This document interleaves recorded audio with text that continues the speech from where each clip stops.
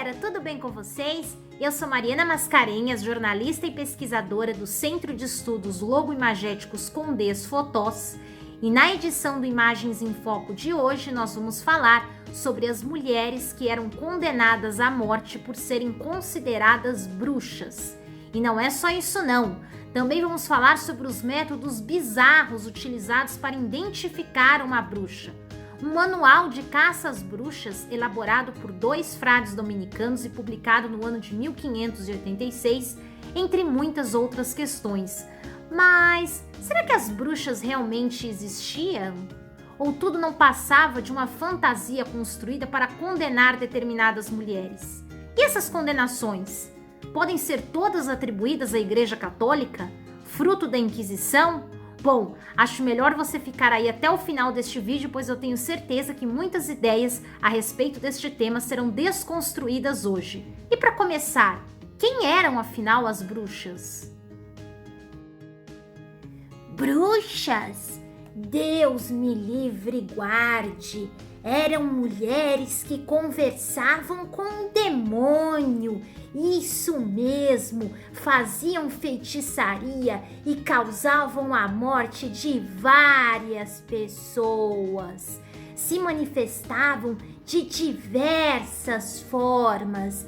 Algumas, por exemplo, eram parteiras e quando iam realizar um parto, o bebê nascia morto ou então todo deformado.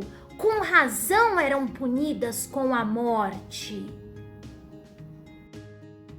Bruxa? Que bruxa? Esse negócio de bruxaria nunca existiu. Era tudo culpa da Igreja Católica, que punia as mulheres que pensavam e agiam à frente do seu tempo e eram consideradas uma ameaça para a sociedade. Tudo culpa da igreja, tudo culpa da Inquisição e desse pensamento medieval atrasado, pois foi na Idade Média que tudo aconteceu. Eu, se vivesse naquela época, seria considerada uma bruxa, pois eu sempre fui uma mulher que penso à frente do meu tempo. Bom, realmente parece que temos muitas ideias a desconstruir a respeito deste tema. E para entender melhor o que aconteceu no passado, o professor Dr. Jack Brandão, especialista em imagens, vai nos ajudar e muito, não é mesmo, professor? Tudo bem com você? Oi, Mari. Oi, pessoal, tudo bom com vocês? Bom, realmente, falar sobre bruxa é algo que é para arrepiar os cabelos. Não pelo medo das bruxas, não pelo medo no mal que ela pode nos causar, mas no medo do mal que foi causado a muitas mulheres. Vamos pensar uma coisa, numa sociedade em que a política e a igreja muitas vezes eram ligadas, bastava alguma coisa para que você deflagrasse uma grande operação do Estado contra determinadas pessoas. E ainda mais quando nós temos alguns juízes que eram extremamente malucos. Os caras eram psicopatas. E acreditavam, por exemplo, que as mulheres, de modo especial, transavam, isso mesmo, transavam com demônios. Por aí. Nós somos seres sexuados, nós temos sexo. Em que sentido nós temos sexo? Nós temos a libido, uma força vital que busca a vida. Isso é algo natural. E a mulher também tem isso, é óbvio, só que sempre a sociedade reprimiu a mulher. Agora, aquelas mulheres que muitas vezes demonstravam o seu amor, demonstravam o seu carinho, demonstravam prazer, eram simplesmente o quê? Apontados o dedo, ou seja, aquela mulher, se ela está agindo dessa forma, ela tem algo por trás. O que é esse algo por trás? É o demônio.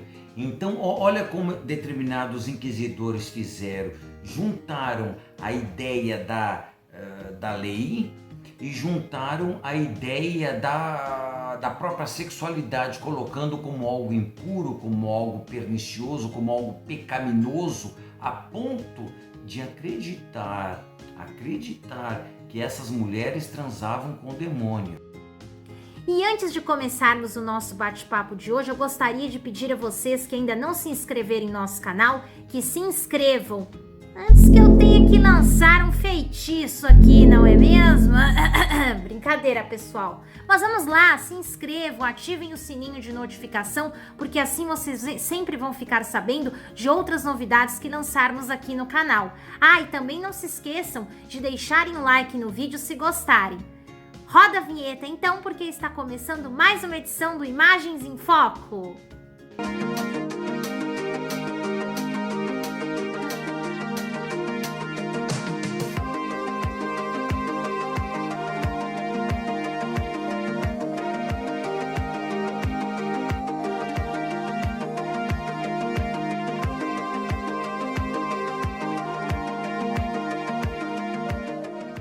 Professor, eu gostaria de abrir a nossa conversa de hoje perguntando qual era o real motivo de tantas mulheres terem sido condenadas à morte sob a justificativa de que eram bruxas, de que conversavam com o diabo, de que causavam a morte de outras pessoas e faziam feitiçaria, entre várias outras questões. Professor, venhamos e convenhamos, tudo isso que elas eram acusadas não passava de uma fantasia, não é mesmo?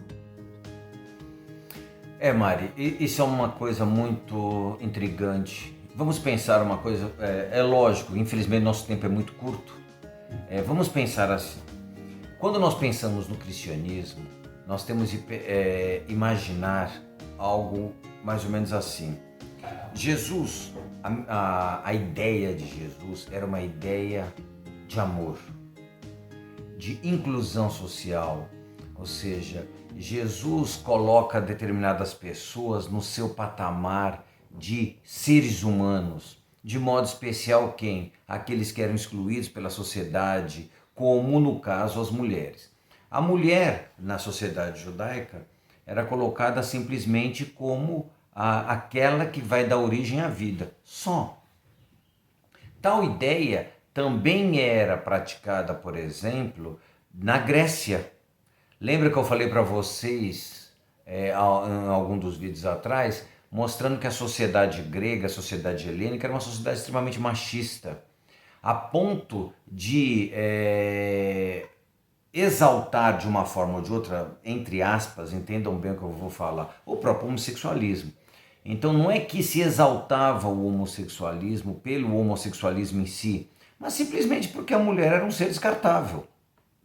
A ideia é essa. É diferente de você amar um homem ou amar uma mulher. Não estou entrando nesse mérito. Estou falando simplesmente de você rechaçar uma parte dessa sociedade, no caso a mulher. A sociedade romana também era uma sociedade machista, vamos dizer assim.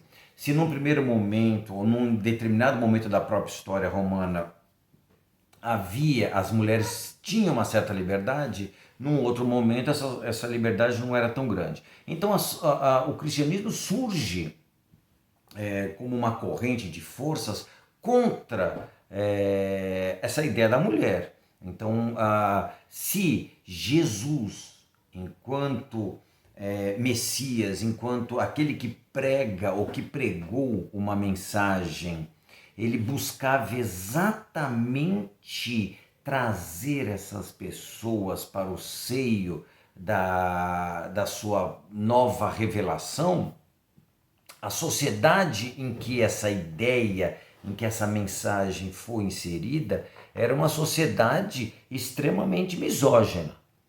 É óbvio que isso vai caminhar ao longo das gerações e vai eclodir de uma forma ou de outra numa grande reviravolta. Óbvio que na Idade Média a sociedade era uma sociedade plural, era uma sociedade extremamente coletiva, em que não havia tempo, vamos dizer assim, para que houvesse determinadas perseguições, principalmente para as mulheres de modo especial. E quando eu digo assim, nós vamos entender o porquê que eu estou falando isso.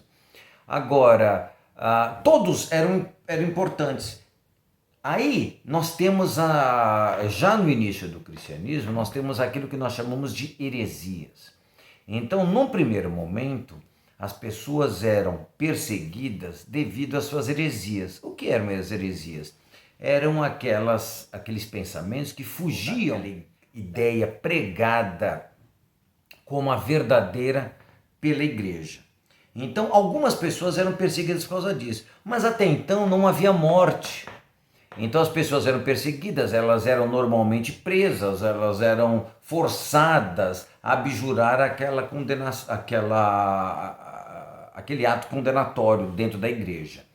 Então, normalmente, o que acontecia com essas pessoas? Elas eram exiladas, eram postas para fora. Acabou. É óbvio que no século XIII surge um papa chamado Inocêncio III, que ele praticamente, o que ele faz? Ele adota a morte como uma forma de você se curar do problema da heresia. E essa justificativa vai ser empregada de modo especial por alguns inquisidores. Professor, podemos dizer então que a sociedade daquela época usava da imagem mítica para submeter a população a determinada crença, já que o mito, como você mesmo diz em alguns de seus artigos sobre a imagem, nada mais é do que a construção de uma verdade absoluta para explicar aquilo que a razão não consegue, ou seja, o inexplicável. E numa época como o final da Idade Média, em que várias descobertas ainda não haviam acontecido, era muito mais fácil basear-se no mito para explicar aquilo que a razão ainda não conseguia.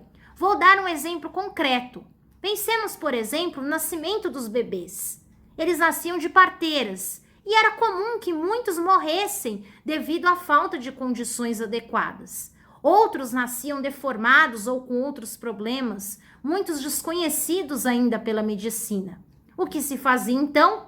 Atribuía-se a um mito, que tudo aquilo era obra de bruxaria. Era fácil assim dar uma justificativa, não? E muitas parteiras acabavam sendo condenadas à morte pela razão da morte da criança ou de uma deformação. Que bizarro, não, pessoal? Mas era o contexto daquela época. Bom, Mari, a ideia é essa mesma. Nós temos de pensar o seguinte, voltando à questão da mulher, nós temos de pensar o seguinte, a mulher sempre teve uma ligação muito estreita com a questão da terra, né? Então, logo no início da humanidade, havia uma relação muito grande entre o poder que a mulher tem em conhecer a terra, em conhecer a natureza, em enxergar na natureza muitas vezes a sua própria relação entre o seu próprio ciclo vital, que é o próprio ciclo menstrual, vamos dizer assim, o próprio ciclo da vida, com o próprio ciclo da natureza, que é um desabrochar, um crescer, um dar a vida. Então a mulher sempre teve muito isso. E houve durante muito tempo uma relação muito próxima também em relação à mulher e a questão das ervas. Então muitas mulheres detinham esse conhecimento do poder das ervas, do poder da medicina a partir da natureza. E eram as mulheres que eram as médicas de toda uma época, de toda uma sociedade. Agora você chega e toca num assunto que é muito interessante, que é a questão das parteiras, por exemplo. Isso acontecia muitas vezes também de modo especial nas classes mais elevadas, não nas classes mais simples, vamos dizer assim, porque muitas mulheres eram parteiras e havia realmente muito óbito, havia muita gente que morria nesse momento. Mas é lógico, se você tem, é chamada uma parteira para um parto, por exemplo, de uma classe nobre, e essa criança por algum motivo morre, ou por outro motivo nasce defeituosa, surge na mente popular essa ideia de que ela poderia ser a causa daquela deficiência e da causa daquela morte. Professor, e eu gostaria de falar aqui agora sobre os métodos mais bizarros utilizados para identificar uma bruxa. Um deles consistia em jogar a mulher num rio ou num lago. Se ela afundasse, ela era inocente. Mas se o corpo dela boiasse, ela seria considerada bruxa porque acreditava-se então que ela fora rejeitada pela água. Outro método consistia em colocar um aro de ferro com 4 pontas na boca da mulher, de modo que sua cabeça ficasse presa a uma parede e ela ficava impossibilitada de dormir. Isso por dias. Num determinado momento, vencida pelo cansaço, ela começava a ter alucinações, o que era perfeitamente normal, né? Vamos experimentar passar vários dias sem dormir para ver o que acontece com o nosso corpo. Só que aí, quando ela começava a alucinar e a falar coisas que ninguém entendia, muitos interpretavam aquilo como uma invocação ao demônio, um ritual satânico, entre diversas outras questões. Outro método consistia em picar o corpo da mulher com uma agulha, todo o corpo.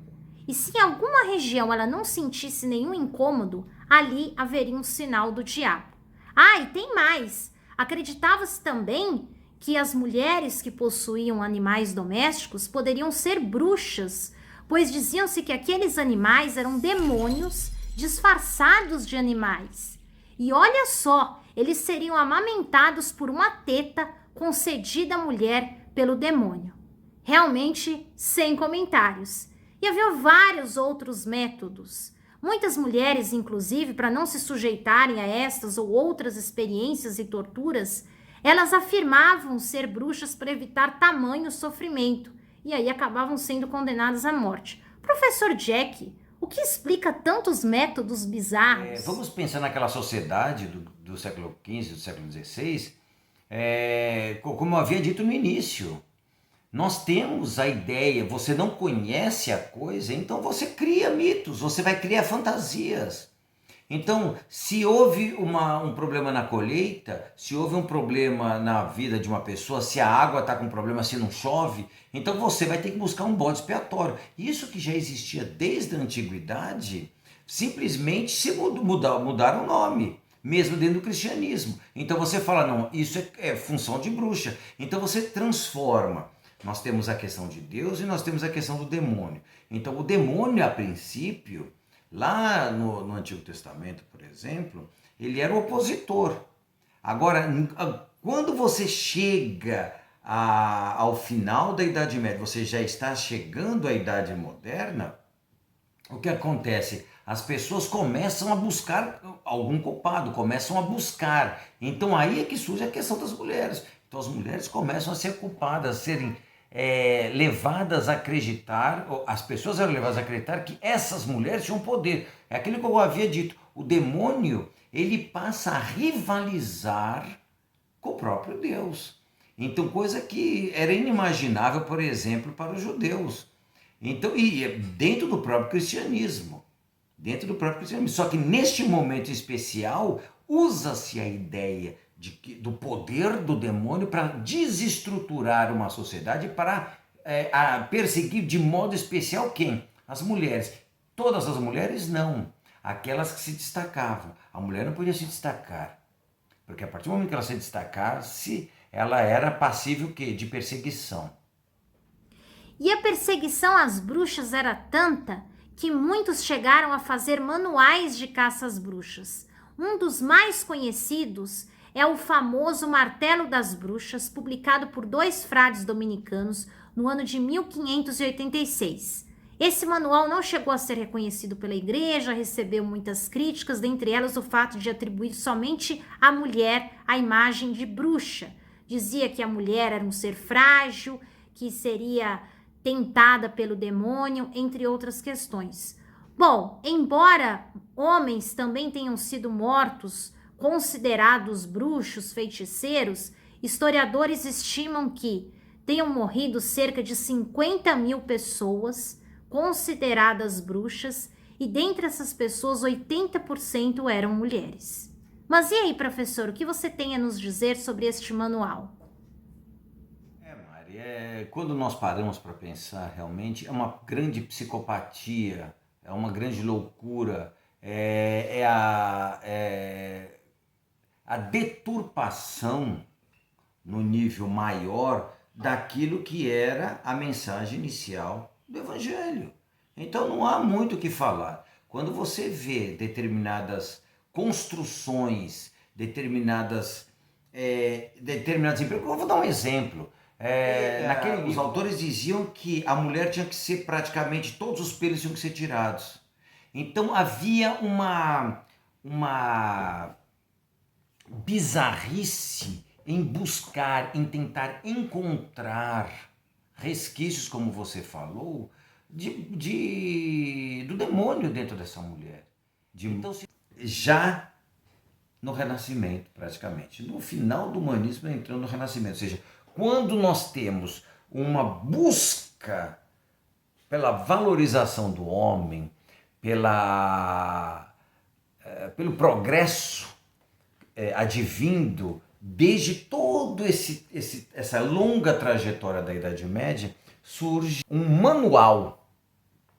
Mas os seus autores, na realidade, eram pessoas extremamente misóginas e que buscavam toda a repressão que eles sentiram, provavelmente na sua infância, vai saber o quê, ou seja, toda essa aversão ao sexo feminino, eles jogam como catalisador do seu ódio, jogando essas mulheres como bruxas, tornando essas mulheres companheiras do demônio. Coisa absurda. E isso é interessante porque o demônio passa a ter um poder absurdo, assim como essas mulheres. Essas mulheres tinham um grande poder, segundo a mentalidade dessas pessoas, de modo especial desses inquisidores, o poder existente, por exemplo, em Cristo.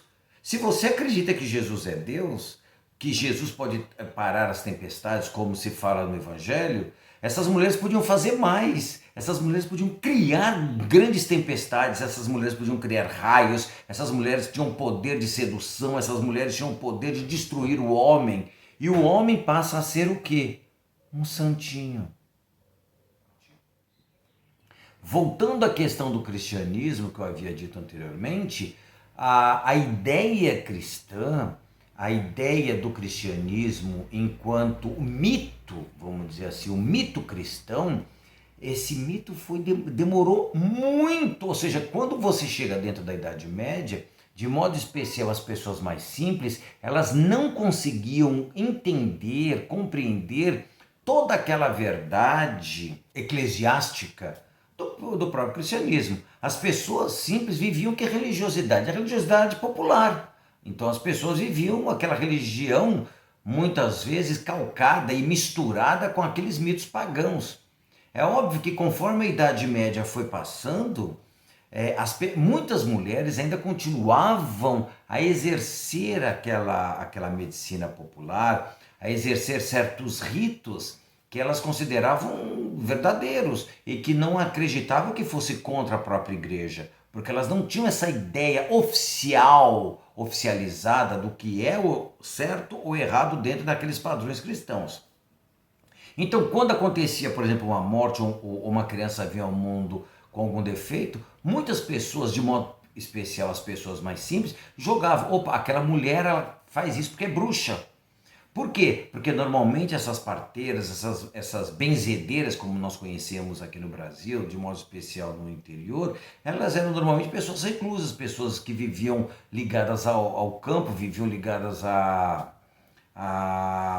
medicina popular, à medicina das ervas. Então, para muitas pessoas, simplesmente o desconhecido, aquelas pessoas que estavam um pouco alijadas daquela sociedade, eram consideradas bruxas. E até então não havia tanta perseguição, mas a partir de modo especial do século XV é que começa realmente o quê? As denúncias. Então algumas pessoas tinham desafeto com uma fulana, com uma cicrana, então simplesmente denunciavam. Bom, e quando o assunto é bruxa, realmente há muito o que falar, afinal foram diversas construções imagéticas feitas a seu respeito. E na semana que vem, quarta-feira, também falaremos sobre bruxa, mas um outro contexto completamente diferente, os contos infantis e a sua importância para o desenvolvimento das crianças. Bom, por hoje é só. Eu espero que vocês tenham gostado deste vídeo. Não deixem de dar o like, se inscrever em nosso canal e ativar o sininho de notificação. E nos sigam também em nossas redes sociais, Facebook e Instagram, onde postamos diariamente várias fotos marcantes que fizeram história. Por hoje é só, pessoal. Agradeço a todos. Tchau, tchau!